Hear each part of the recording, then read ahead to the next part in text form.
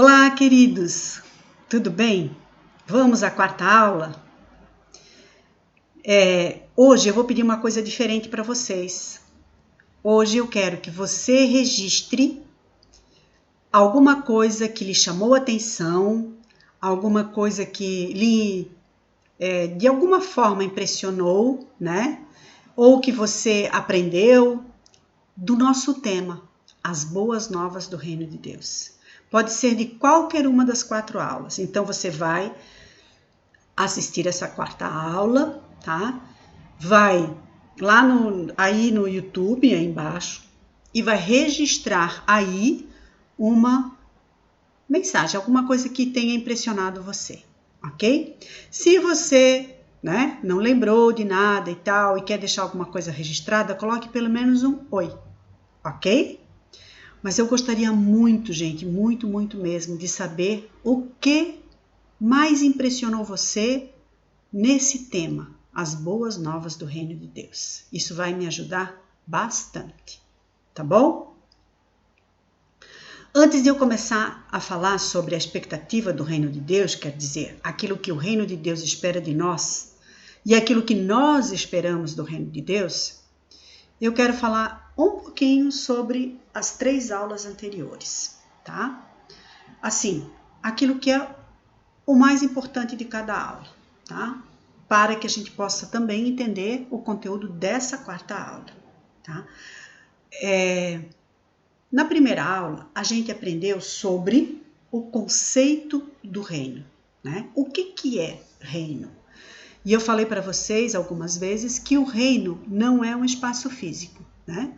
O reino é um governo de Deus sobre o homem, sobre a humanidade.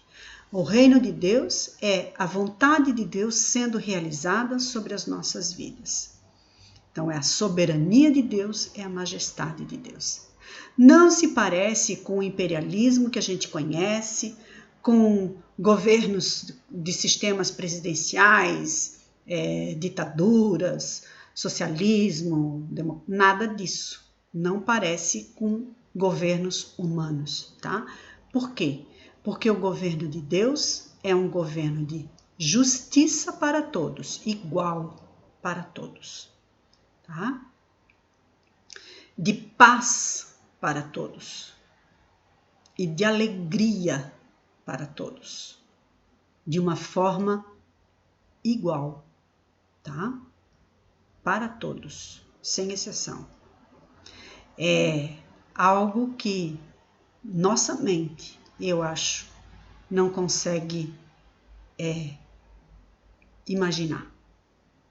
Um lugar, um tempo, né, onde haverá um governo de justiça, paz e alegria para todos, né? Não haverão pessoas pobres, não haverão pessoas doentes, não haverão pessoas necessitadas, não haverão gente com dinheiro demais, né? Será um tempo de justiça, paz e alegria, tá? Um tempo em que viveremos no reino de Deus, ok? Na segunda aula, a gente aprendeu que nós estamos vivendo na era da igreja. Lembra daqueles gráficos que a gente fez? Então, aquele último gráfico, ele contém uma expressão de todas as eras, né? Ele demonstra todas as eras, tá? E a gente está ali naquele espaço que fala na era da igreja. O Senhor Jesus inaugurou a era da igreja, inaugurou a era da graça, né? Ele veio à Terra num tempo no meio da história, ok? Mostrou para nós, através de seus atos e de seus ensinamentos, que o reino de Deus é bem diferente daquilo que a humanidade vive, daquilo que a humanidade vivia naquela época, vive até hoje e espera, né? Ele mesmo disse que se ele expulsava demônios é porque era chegado o reino de Deus até nós. como que nós conhecemos esse reino, né? Quando nós o aceitamos como Senhor Jesus, como Senhor e Salvador da nossa vida, né? A palavra fala que se no coração cremos, ou seja, coração é o entendimento, né? Se no nosso entendimento, se no nosso raciocínio nós cremos, se na nossa mente nós cremos no Senhor Jesus, no seu sacrifício na cruz, e com a nossa boca nós confessamos Ele Senhor e Salvador da nossa vida, a palavra diz, nós somos salvos. Ou seja, nós não vamos mais morrer, né? A palavra diz que Ele veio para que a gente que crê nele não pereça, mas tenha a vida eterna. Ou seja, a nossa vida eterna já começou. E nós podemos experimentar as bênçãos do reino de Deus já, né? Ele mostrou para nós, quando ele curou alguém, que no reino de Deus, ou o reino dos céus, não há doença. Quando ele ressuscitou alguém, ele mostrou para nós que no reino dele não há morte. Quando ele supriu a necessidade de alguém, né? Distribuindo pães, peixes, ele também mostrou que no reino de Deus não há necessidade. No reino de Deus há fartura. Quando ele expulsou demônios, ele mostrou para nós que no reino de Deus não há demônios. Ele mesmo derrotou os 3 grandes inimigos de Deus, né? Satanás, a morte e o pecado, com o seu sacrifício na cruz e a sua ressurreição. Amém? A terceira aula nos fala como os judeus acreditavam que o Senhor Jesus, o Messias, viria e como ele veio, né? Naquele tempo, lá no início da era da igreja, no ano 1. Né? Como o reino se manifestou a partir dali até hoje, né? E o que os judeus esperam que seja o reino de Deus. Vamos lembrar um pouquinho. Daniel 2, Nabucodonosor tem um sonho, né? E ele sonha com uma pedra gigantesca que, sem ninguém tocar nela, rola sobre uma estátua formada de 4 metais: ouro, prata, bronze e ferro e barro, né?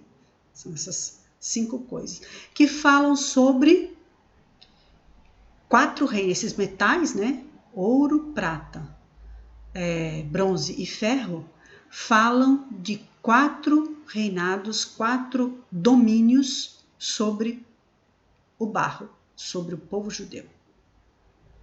Então essa pedra rola sobre essa estátua de metais, esmigalha ela, né? E essa pedra mesmo cobre toda a terra, né? A palavra diz como a glória do Senhor cobre toda a terra, como as águas enchem o mar. Então, naquela época em que Nabucodonosor sonhou, Daniel teve a revelação desse sonho, né? E ele disse, são os 4 governos e vai acontecer dessa forma. Ele relatou cada governo, né? E aí ele fala sobre a pedra, que é o Messias. Os judeus acreditavam, então, acreditam até hoje, os judeus ortodoxos acreditam até hoje que o Messias virá sim num evento único e poderoso. Porém, nós, cristãos, vimos que Jesus é o Messias e ele já veio e ele já manifestou o seu reino, né? E ele diz assim, ó, o reino dos céus é como um grão de mostarda.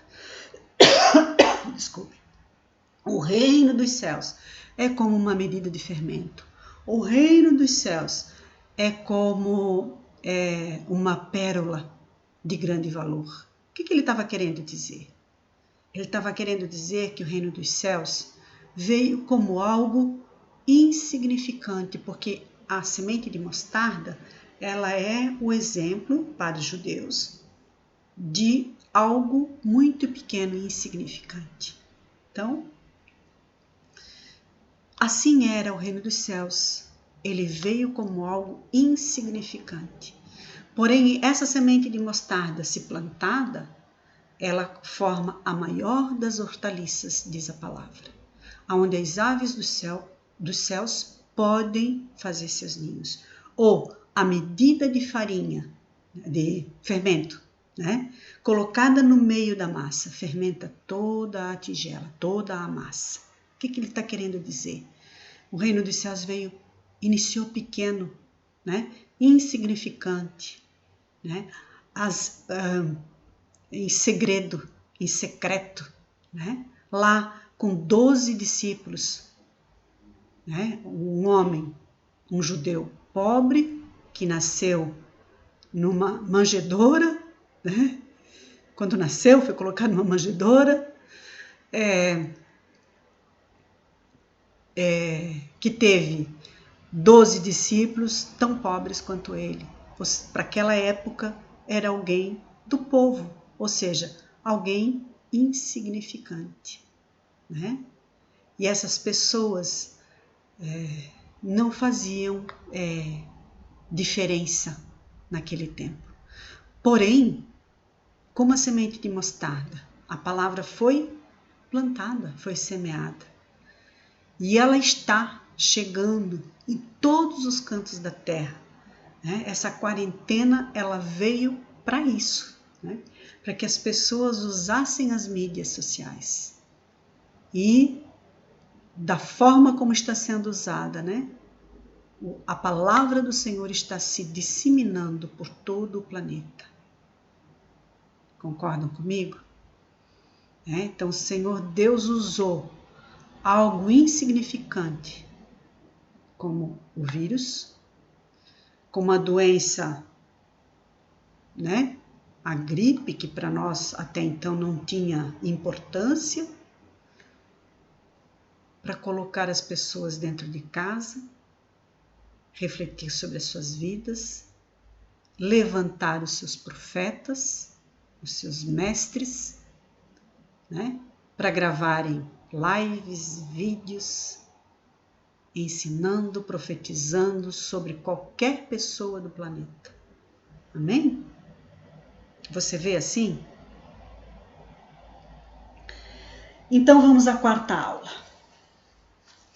A nossa quarta aula fala da justiça, primeira parte, que Deus exige. O que o Senhor espera? Não está indo, agora vai. Foi.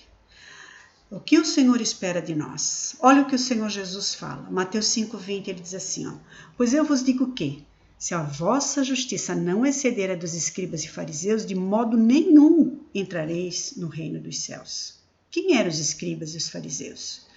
Os escribas eram pessoas letradas que faziam cópias dos manuscritos, né, que só tinha manuscrito na época, das escrituras, né, do Velho Testamento que os judeus possuíam. E os fariseus eram os doutores da lei, os conhecedores da lei. Eles tanto conheciam a lei quanto aplicavam a lei, cobravam, né? E de quem que eles cobravam a lei? Dos mais fracos, dos mais pobres, dos mais simples, daquilo que numa dessas aulas aí, eu acho que na terceira aula, a gente aprendeu que eram as pessoas do povo, né? As pessoas mais simples, mais pobres, mais ignorantes, mais maltratadas e oprimidas pelos poderosos e mais ricos, tá? Então ele diz assim, ó, se a vossa justiça não exceder, não for além, né? Porque os fariseus, gente, e os escribas foram chamados muitas vezes de hipócritas pelo Senhor Jesus, porque eles cobravam o cumprimento da lei, das leis, mas eles mesmos não cumpriam, tá? Então, né, a justiça dos escribas não era, dos fariseus, não era a justiça, não é a justiça que o Senhor quer, né? Vamos ver qual é a justiça que o Senhor quer. Nós vamos olhar para 4 leis: a lei da ira, a lei da pureza, a lei da honestidade e a lei do amor, tá bom? E vai ter sempre assim um versículo: ouviste o que foi dito aos antigos. E sempre que tiver esse versículo lá na Bíblia, você pode olhar na sua Bíblia, vai ter também: eu, porém, vos digo que. É Jesus pegando a lei lá do Antigo Testamento, a lei judaica, e modificando para os cristãos, para aqueles que creem nele, essa lei. E eu vou dizer para vocês que Jesus não tornou a coisa mais simples, ao contrário. Ele elevou o nível e elevou bem, tá? Então vamos lá. Primeira lei, a lei da ira. Ouviste o que foi dito aos antigos: não matarás. E quem matar será réu de juízo, ou seja, vai para julgamento. Eu, Jesus, vos digo que todo aquele que sem motivo se irar contra seu irmão será réu de juízo, vai para julgamento. E quem chamar o seu irmão de inútil será réu de tribunal, ou seja, vai para julgamento. E quem lhe chamar tolo será réu do fogo do inferno, ou seja, já está condenado. Essas palavras inútil e tolo, elas representam as ofensas, né? Por quê? Porque vamos nos colocar no lugar de Deus o Pai. Todos nós somos seus filhos. Qual pai, qual mãe gosta de ver seus filhos discutindo, ofendendo, se irando um contra o outro? Nenhum pai, nenhuma mãe gosta disso. O Senhor Deus, muito menos. E o Senhor Jesus fala essas palavras por quê? Porque ele está preocupado com a evidência da ira e do desprezo para com a outra pessoa. Você está colocando o seu desprezo à luz do dia, para que todos vejam, né? E o Senhor Jesus está preocupado com isso, porque isso ofende, isso gera mágoa, né? Isso é, muitas vezes, injustiça. E a justiça que agrada a Deus e que o reino de Deus exige, não trata só de atos exteriores. Então, eu não vou fazer só para que os outros vejam. Essa justiça do Senhor Deus, do reino de Deus, procura o motivo por trás do ato, ou seja, a intenção. Tá? Lida com o que o homem é em si mesmo diante de Deus. Diante de Deus, nós não podemos esconder nada, porque Ele conhece tudo o que se passa no nosso coração. Amém? A justiça do reino é produto do governo de Deus no coração do homem. Ou seja, o governo de Deus é algo espontâneo em nós. Ele se manifesta espontaneamente nos nossos atos, nas nossas decisões. A segunda lei, a lei da pureza. Ouviste o que foi dito aos antigos: não adulterarás. O Senhor Jesus toma aqui o adultério para falar de adultério, né? Mas também para falar de mistura, né?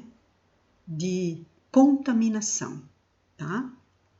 Eu, porém, vos digo que todo aquele que olhar para uma mulher com intenção impura, já adulterou com ela em seu coração. A justiça do reino de Deus é a retidão de conduta, vai além do ato, busca a intenção. Novamente estamos falando da intenção, né? A justiça e a pureza sexual começam no coração, certo? Se você for lá no versículo 31 e 32, você vai ver que esses versículos do capítulo 5 de Mateus, eles tratam do divórcio, né? E para o qual Jesus dá apenas uma razão: a infidelidade. A parte infiel quebra a aliança. Quebra de aliança é pecado, né? A palavra fala que o salário do pecado é a morte. Paulo também fala que nós estávamos mortos em nossos delitos, ou seja, nós estávamos mortos em nossos pecados. A palavra pecado sempre está relacionada à morte, né? A morte espiritual, tá? Então, por isso nós podemos afirmar com certeza que aquele que é infiel, que quebra a aliança, é considerado morto, deixando a outra parte livre dos votos matrimoniais. Amém? Nossa geração, depois dessa quarentena, aprendeu muito bem o que é isso, né? Ou espero que tenha aprendido, né? Precisa retomar ou retornar ao padrão bíblico de pureza no relacionamento entre os gêneros, a fim de estabilizar a vida familiar. Essa é a justiça que pertence ao reino de Deus. É a que agrada a Deus, né? A da pureza, aquela que não contém intenção impura. Amém? Não só, né? Relacionamentos, falando de relacionamentos extraconjugais, mas no relacionamento entre os familiares, no relacionamento entre as pessoas do trabalho, no relacionamento entre as pessoas, as amizades, né? O padrão bíblico de pureza. Amém? A lei da honestidade. E aqui nós vamos ver 2 textos, tá? Vamos lá. Também ouviste o que foi dito aos antigos: não jurarás falso, mas cumprirás para com o Senhor os teus juramentos. Eu, porém, vos digo que, né? De modo nenhum jurareis, nem pelo céu, porque é trono de Deus, nem pela terra, porque é o estrado dos seus pés, nem por Jerusalém, porque é a cidade do grande rei. Nem jures pela tua cabeça, porque não podes tornar um só cabelo branco ou preto. Seja, porém, o vosso falar sim, sim, não, não. Pois o que disso passar vem do maligno. A tua palavra, meu irmão, minha irmã, tem que valer. Se você disse sim, é sim. E se você disse não, é não. Né? Tanto para o seu amigo, quanto para o seu filho, quanto para qualquer outra pessoa. Amém? O outro texto. Ouviste o que foi dito? Amarás o teu próximo e odiarás o teu inimigo. Eu, porém, vos digo, amai os vossos inimigos. Olha só. Bendizei os que vos maldizem. Fazei bem aos que vos odeiam. Orai pelos que vos maltratam e vos perseguem, para que vos torneis filhos do vosso Pai que está nos céus.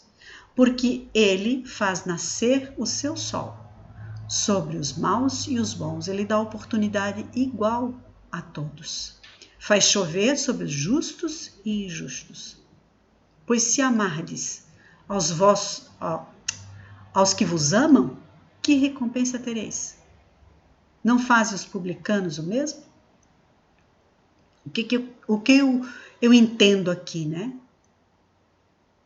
Eu entendo que amar quem nos ama é muito fácil. Né? É o natural. Faz parte do nosso caráter humano, né? E amar aqueles que nos odeiam, fazer o bem, né? Orar pelos que nos maltratam e nos perseguem, amar os inimigos, aqueles que nos fizeram mal, aqueles que nos ficaram devendo, que não devolveram determinado objeto, ou livro, ou, né? Hein, gente? Que nos trapaceou em alguma coisa, que nos traiu de alguma forma. Né? Eu sempre digo, essas coisas que não dá para entender, né? Mas que o Senhor Deus diz que temos que perdoar, porque perdoar é uma expressão de amor, né? Mais tarde, daqui a pouquinho a gente já vai ver mais um pouquinho sobre isso. Eu digo que essas coisas estão na conta de Deus. O Senhor sabe por que aquela pessoa nos trapaceou, ficou devendo, nos traiu, e é o Senhor que vai julgar, né? O meu papel é amar, bendizer, fazer o bem, orar. Por quê? Porque eu digo que sou filha de Deus, né? E aqui diz assim, ó, para que vos torneis filho do vosso Pai que está nos céus. Amém?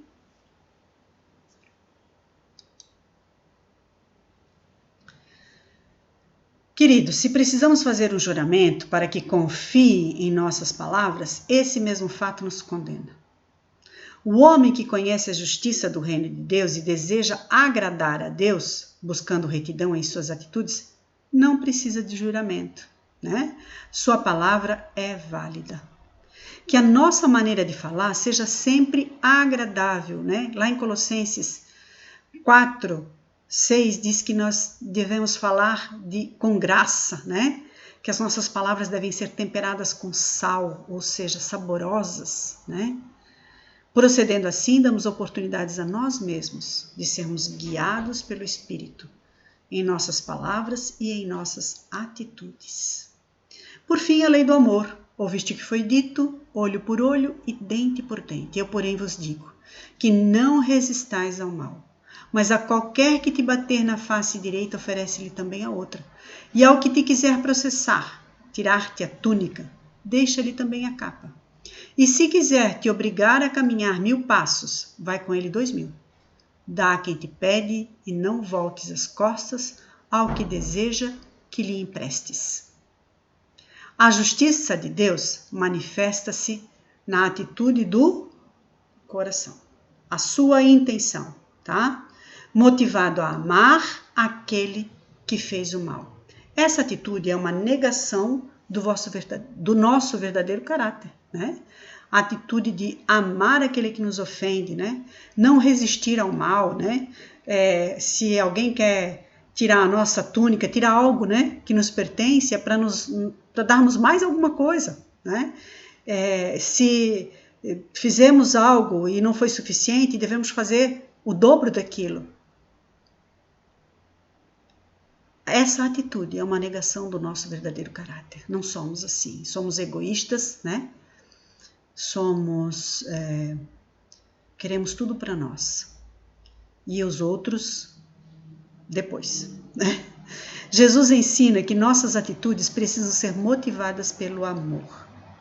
Isenção total do espírito de vingança e de autodefesa, de autojustificação. Tá? Devolver amor por ódio, bondade por mal, essa é a justiça do reino de Deus. Essa é a justiça que agrada a Deus. Amém, gente? Elevou o nível aí? O amor busca o melhor até mesmo para os inimigos. Pode retribuir uma maldição com bênção. Pode retribuir violência com gentileza. Pode recompensar um erro com benignidade. O amor age desse modo porque não é motivado pelo espírito de vingança, mas de preocupação pelo outro, né? Aquela imagem do pai do filho pródigo, correndo em direção a esse filho que está voltando para casa, todo sujo, né? Esfomeado, querendo ser apenas um empregado. O que o pai faz, né? Esse filho somos nós e o pai é o nosso Deus. Pense um pouco. Esse amor, né? Que retribui uma bênção, que retribui com bênção a maldição, com gentileza a violência, né? Com benignidade o erro, compreensão, né? Ele está preocupado com o bem-estar do outro, né? E o perdão é a manifestação suprema da lei do amor. Perdoar é uma atitude de amor. Jesus, que é o nosso exemplo, o nosso padrão, né?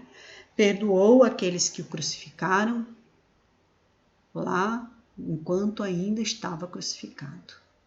Amém?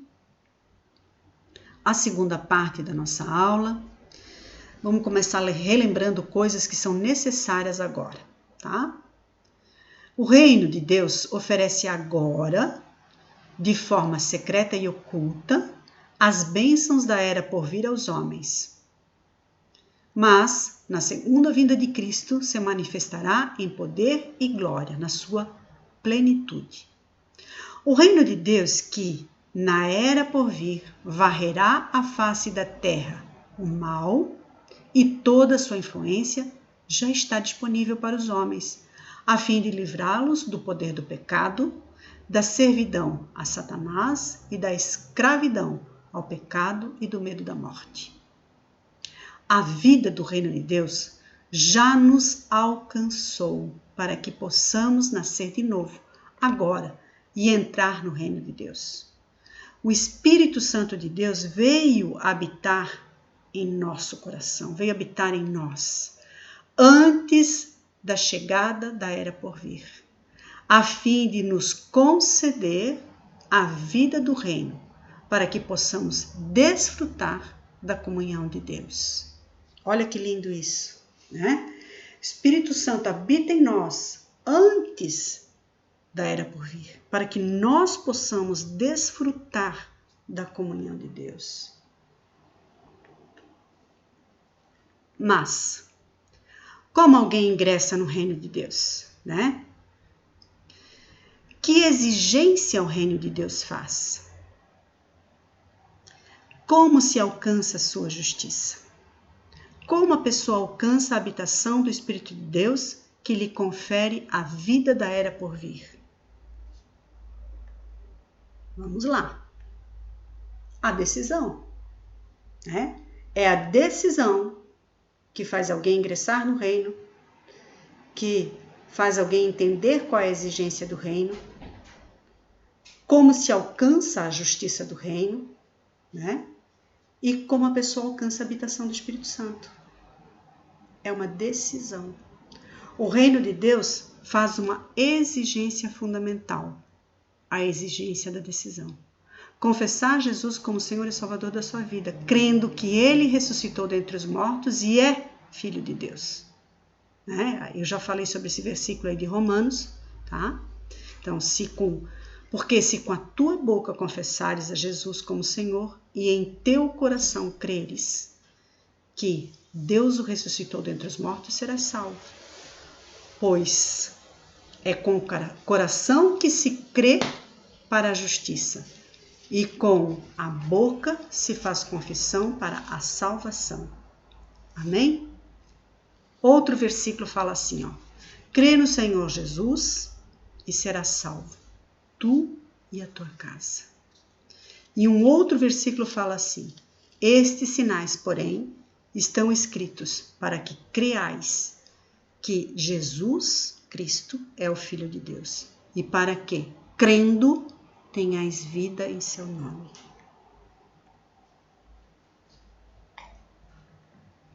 A versão King James é uma versão mais esclarecedora desses versículos, tá? Então ela fala assim, ó: se com tua boca confessares que Jesus é Senhor e creres em teu coração que Deus o ressuscitou dentre os mortos, serás salvo. Simples assim.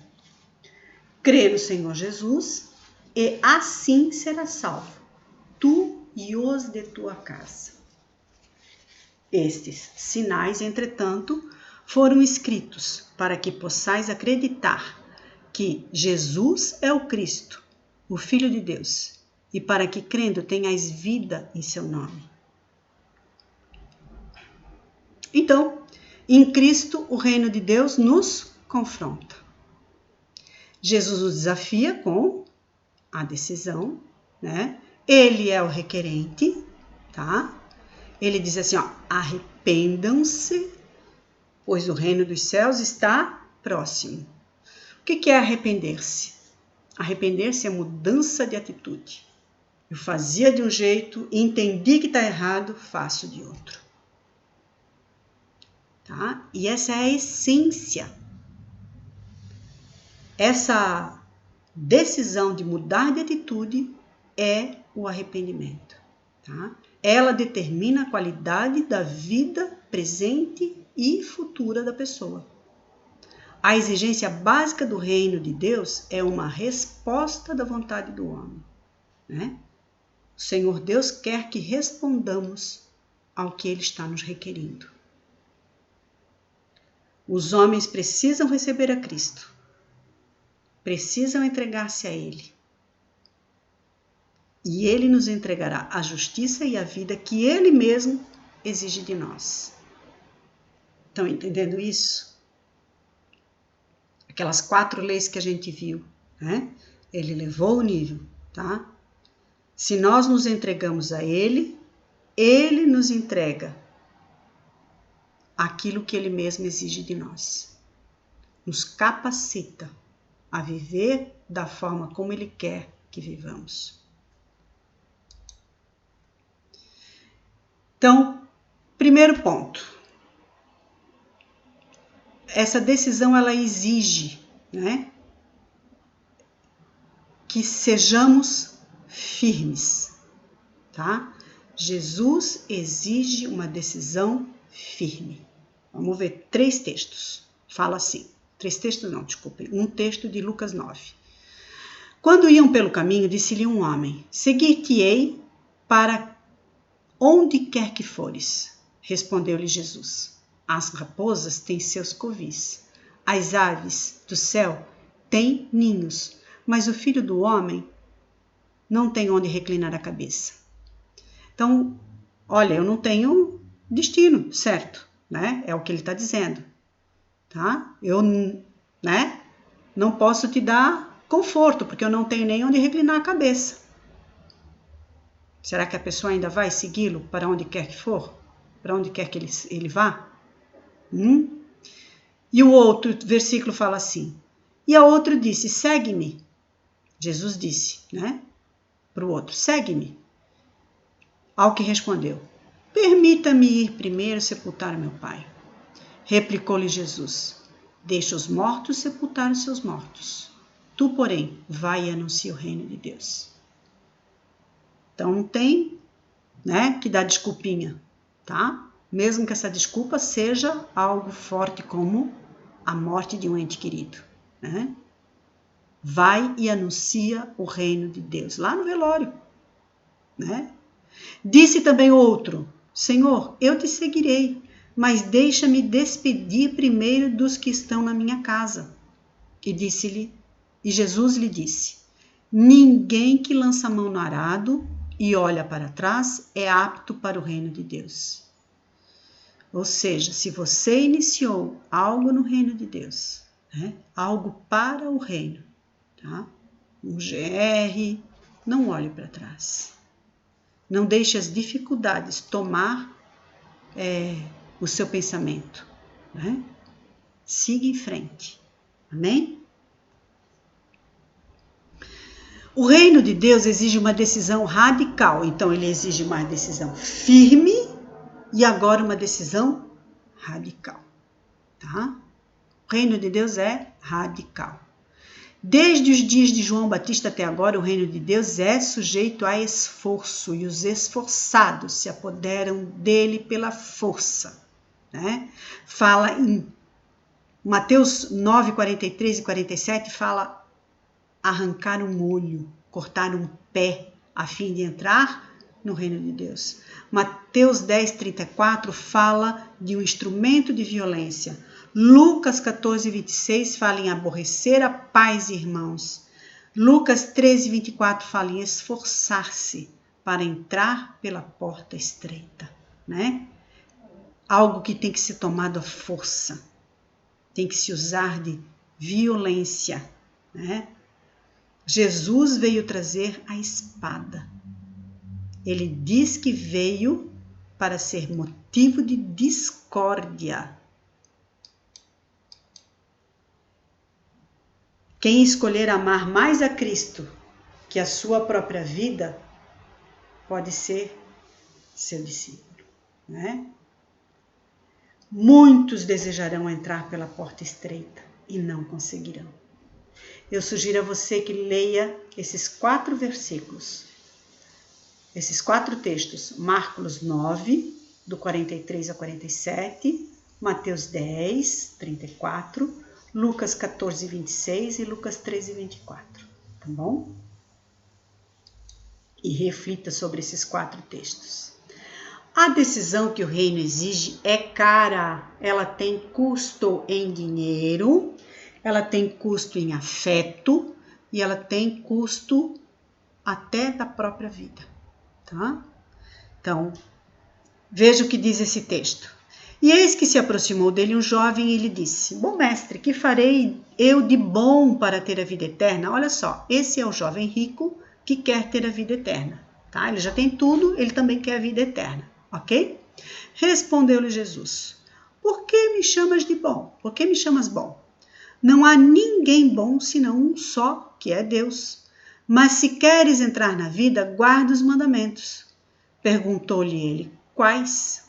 E disse Jesus: Não matarás, não adulterarás, não furtarás, não dirás falso testemunho, honra teu pai e tua mãe e amarás teu próximo como a ti mesmo. Disse-lhe o jovem: Tudo isso tenho guardado desde a minha mocidade. Que me falta ainda? E disse-lhe Jesus: Se queres ser perfeito, vai, vende o que tens e dá aos pobres, e terás um tesouro no céu. E vem e segue-me. Mas quando o jovem ouviu essa palavra, retirou-se triste, porque tinha muitas propriedades. Então, Jesus disse aos seus discípulos: Em verdade vos digo que um rico dificilmente entrará no reino dos céus. E outra vez vos digo que é mais fácil um camelo passar pelo buraco de uma agulha do que um rico entrar no reino de Deus. Quando os seus discípulos ouviram isso, ficaram grandemente maravilhados, dizendo: Então quem pode ser salvo? Mas Jesus, olhando para eles, disse-lhes: Com os homens isto é impossível, mas com Deus tudo é possível. Qualquer coisa, quer riqueza, quer carreira, quer família, que se interpõe no caminho ou na decisão, precisa se sujeitar diante das reivindicações do reino de Deus. O que Jesus está querendo dizer com essas palavras? Ele está querendo dizer que o reino de Deus é a pérola de grande valor. Lembra dessa passagem? O homem foi e vendeu tudo o que tinha para poder adquirir essa pérola. Então, tudo aquilo que o homem tinha não era tão importante, não era tão valioso quanto obter o reino dos céus, quanto entrar no reino de Deus. Esse jovem, que fala para Jesus que ele precisa fazer para entrar no reino, e Jesus diz para ele vender tudo, ele fica triste. Por quê? Porque ele era apegado, não é a palavra, ele estava ancorado, seguro nas suas riquezas. Por isso que Jesus fala que dificilmente um rico entrará. Por quê? Porque o rico se assegura nas suas posses, no seu dinheiro, no seu seguro de vida, nas suas propriedades. Amém, gente?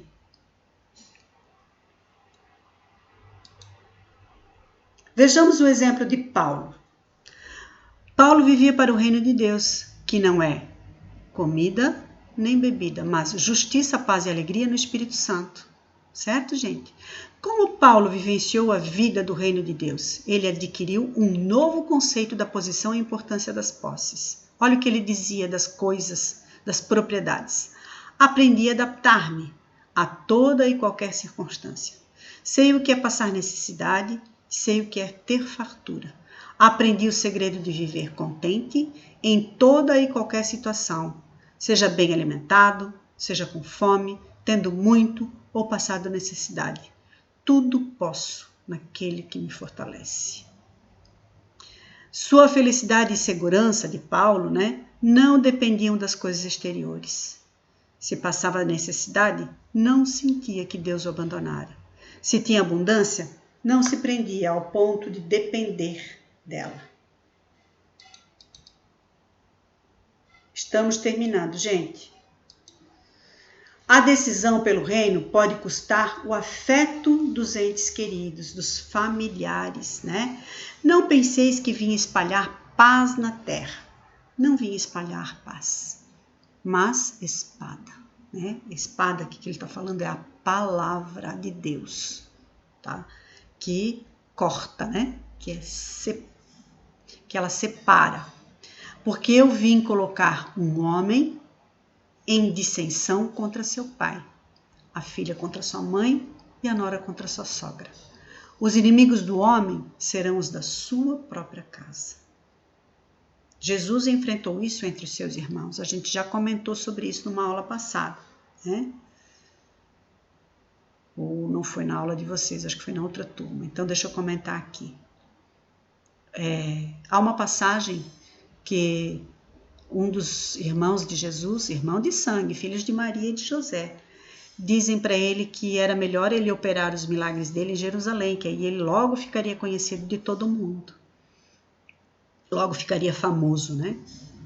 Em outras palavras, trazendo aqui para o nosso linguajar, a linguagem de hoje, né? Porém, depois da morte de Jesus, reunidos no cenáculo, né? Orando, estavam os apóstolos, algumas mulheres, entre elas Maria e os irmãos de Jesus.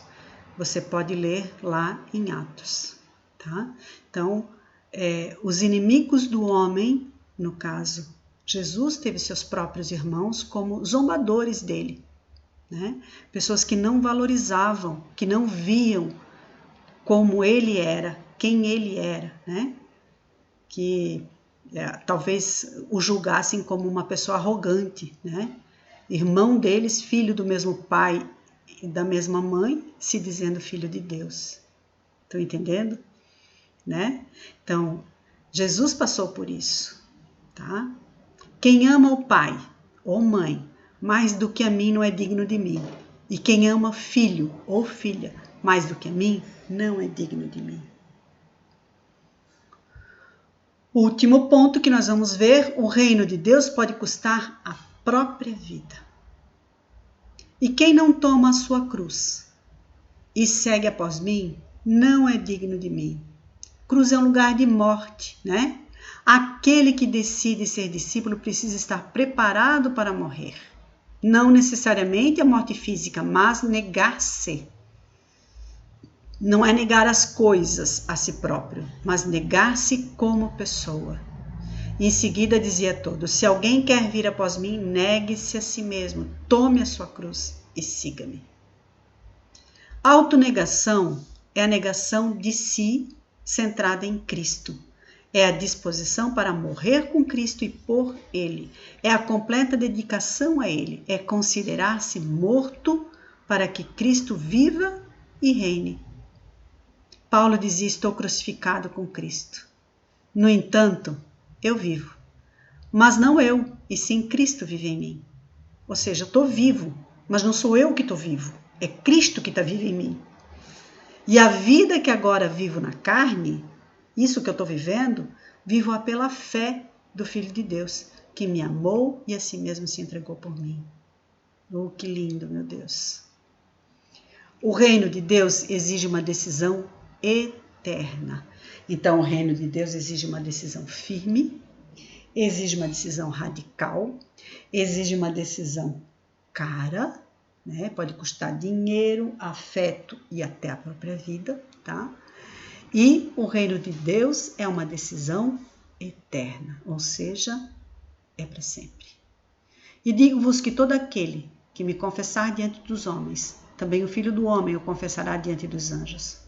Mas quem me negar diante dos homens será negado diante dos anjos e de Deus. Portanto, qualquer que se envergonhar de mim e das minhas palavras nesta geração adúltera e pecaminosa, também dele se envergonhará o Filho do Homem, quando vier na glória de seu Pai com os santos anjos. Podemos tomar a decisão em favor desse reino futuro muito antes da vinda de Cristo em glória. O reino de Deus nos confronta e exige decisão eterna. O que devemos fazer? Uma coisa, né? Paulo disse: Aliás, Pedro disse, né? Quando foi perguntado, e agora o que faremos? E ele disse, arrependam-se. Nós também precisamos nos arrepender, mudar de atitude e receber as boas novas, entregar-se ao governo do reino. Essa é a exigência do reino. Amém, gente? Queridos, chegamos ao final do nosso módulo. Para mim foi uma grande honra poder ministrar esse tema para vocês. Eu espero que ele tenha mudado a forma, o entendimento a respeito do reino, né, de cada um de vocês. Que esses ensinamentos sejam para o resto da vida. Que o Espírito Santo ministre no coração de vocês cada palavra liberada aqui. Que o Senhor faça uma obra maravilhosa na sua vida e na sua casa. Amém? Um grande abraço a todos.